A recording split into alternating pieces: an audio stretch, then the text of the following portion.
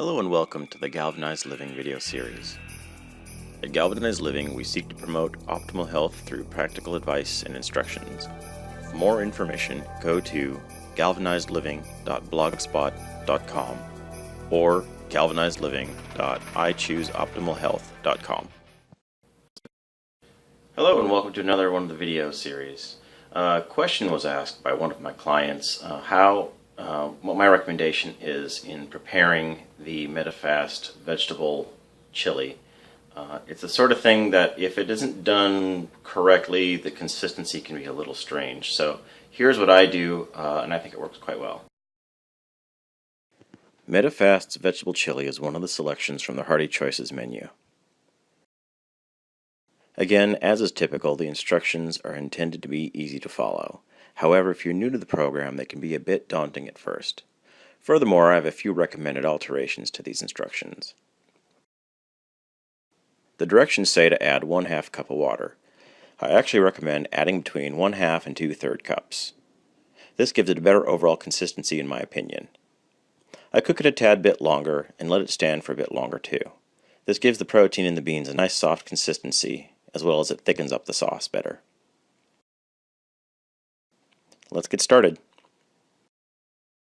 Add the contents of the food packet to the bowl, then add the water.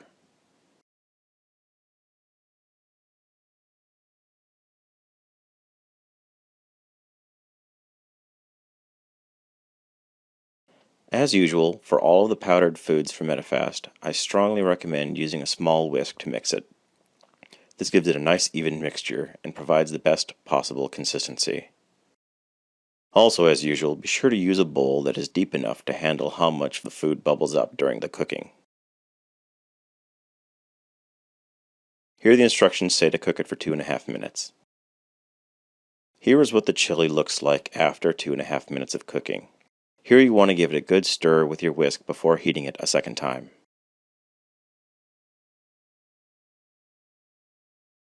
It should be noted in the instructions that it says to add any additional seasonings you require. For the most part, you can pretty much use anything you like for seasoning. Again, it's perfectly acceptable to enhance the foods in some manner. The general rule of thumb is to avoid adding excessive calories via carbs, proteins, or fats, and try to avoid adding plain old salt. Salt can raise your blood pressure as well as retain water weight. Personally, I like to add salsa. Any brand you like will do. This one adds only 5 calories per tablespoon. Here I've added a few tablespoons of salsa. It's going to add a nice bit of kick as well as enhance the flavor. Mix it evenly with your whisk. Here the directions say to cook it for another minute. Personally, I like to give it another minute and 30 seconds. It will give the protein in the beans more of an opportunity to soften and for the sauce to thicken. Cooking number 2 is complete. Now here you get an idea of how high this bubbled up during cooking. This is why you need to use the right kind of bowl when you cook this.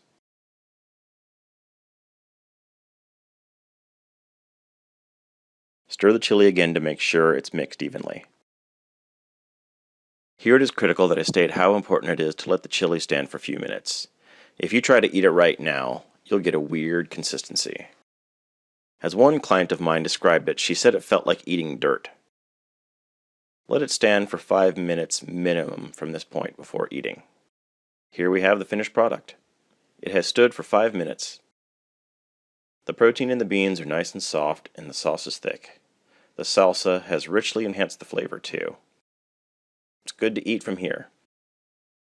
Another alternative is you could eat the chili as a dip with the garden vegetable crackers or the multigrain crackers from Medifast. Alternatively, you could use something like wheat thins. 8 thins equal 65 calories according to the nutrition information on the packaging. And there you have it.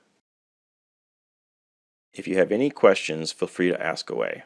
Likewise, if you have any requests for other food prep videos, just let me know and I'll try to work on it. Thank you for your time.